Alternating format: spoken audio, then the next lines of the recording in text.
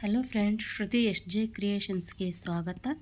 ನಾನು ಇವತ್ತು ಹಬೆ ವಡೆ ಯಾವ ರೀತಿ ಮಾಡೋದು ಅಂತ ತೋರಿಸ್ಕೊಡ್ತಾ ಇದ್ದೀನಿ. ಮೊದಲಿಗೆ ಇಲ್ಲಿ 1 ಲೋಟ ಕಡಲೆಬೇಳೆ ತೊಗೊಂಡಿದ್ದೀನಿ. ಇದನ್ನು ಚೆನ್ನಾಗಿ ವಾಶ್ ಮಾಡಿ ನೀರು ಹಾಕ್ಕೊಂಡು ನೆನೆಸ್ಕೊತಾ ಇದ್ದೀನಿ. 5 ಅವರ್ ನೆನೆಯಕ್ಕೆ ಬಿಡಬೇಕು, 4 ಗಂಟೆ ಆದರೂ ಓಕೆ.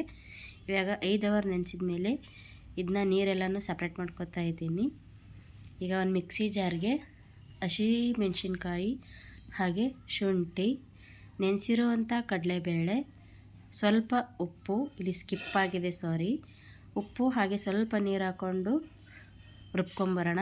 ಸ್ವಲ್ಪ ಮೊದಲಿಗೆ ತರಿ ರುಬ್ಬಿ ಇನ್ನೊಂದು ಸ್ವಲ್ಪ ನೀರು ಹಾಕಿ ಇನ್ನೊಂದು ಸ್ವಲ್ಪ ಪೇಸ್ಟ್ ಮಾಡ್ಕೊತಾ ಇದ್ದೀನಿ. ಇಷ್ಟು ತರಿಯಾಗಿದ್ದರೆ ಸಾಕು. ಈಗ ಒಂದು ಪಾತ್ರೆಗೆ ಹಾಕ್ಕೊಂಡು ಅದಕ್ಕೆ 1 ಕಟ್ಟಷ್ಟು ಸಬ್ಬಸಿಗೆ ಸೊಪ್ಪು, ಕೊತ್ತಂಬರಿ ಹಾಗೂ ತೆಂಗಿನಕಾಯಿ ತುರಿನ ಹಾಕ್ಕೊಂಡು ಚೆನ್ನಾಗಿ ಕಲಿಸ್ಕೊತಾ ಇದ್ದೀನಿ.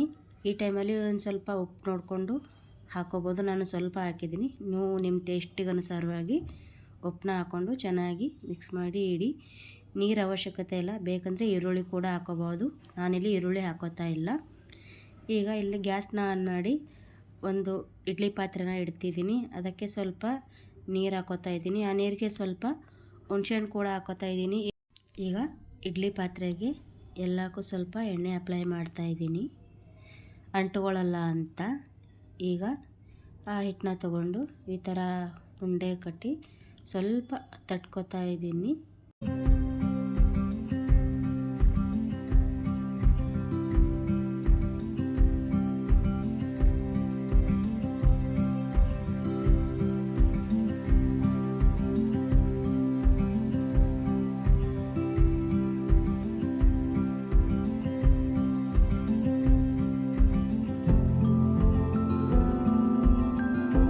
ಈ ಕಡೆ ನೀರು ಕುದೀತಾ ಇದೆ. ಈಗ ತಟ್ಟಿರೋ ವಡೆನ ಬೇಯಿಸೋಕ್ಕೆ ಇಡ್ತಾಯಿದ್ದೀನಿ. 10-15 ನಿಮಿಷ ಚೆನ್ನಾಗಿ ಬೇಯಿಸ್ಕೋಬೇಕು.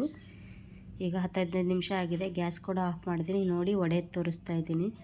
ವಡೆ ಎಷ್ಟು ತುಂಬ ಚೆನ್ನಾಗಿ ಬಂದಿದೆ, ಕಲರ್ಫುಲ್ಲಾಗಿ ಬಂದಿದೆ. ಒಂದು ಸ್ವಲ್ಪ ಕೂಡ ತಟ್ಟೆಗೆ ಅಂಟ್ಕೊಂಡಿಲ್ಲ. ಈ ರೆಸಿಪಿನ ನೀವು ಕೂಡ ಟ್ರೈ ಮಾಡಿ ನೋಡಿ. ಕೆಳಗಡೆ ಹುಣಸೆಹಣ್ಣು ಹಾಕಿರೋಂದ್ರೆ ಪಾತ್ರೆ ಕೂಡ ಕಪ್ಪಾಗಿಲ್ಲ.